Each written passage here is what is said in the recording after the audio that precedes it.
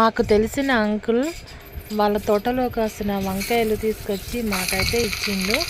నేనైతే వాటిని కట్ చేసి తాలింపు కోసం అయితే స్టవ్ పైన కడాయి పెట్టేసి అందులో ఆయిల్ వేసేసి సన్నగా తరిమిన ఉల్లిపాయ ముక్కలు, పచ్చిమిర్చి ముక్కలు వేసి పసుపు వేసి కట్ చేసుకున్న వంకాయ ముక్కలు అయితే వేసుకొని ఇందులో బాగా ఫ్రై చేసుకున్నాను. వంకాయ ముక్కలను అయితే బాగా కలుపుకొని ఫ్రై చేసుకున్నాను.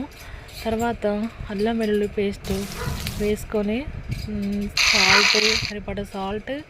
సరిపడ కారం వేసుకొని బాగా కలుపుకొని తర్వాత కొబ్బరి పౌడర్ వేసుకున్నాను.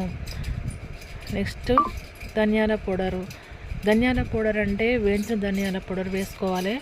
కర్రీ చాలా టేస్టీగా ఉంటుంది. తర్వాత మూత పెట్టేసి ఒక 10 మినిట్స్ మగ్గిన తర్వాత మళ్ళీ మూత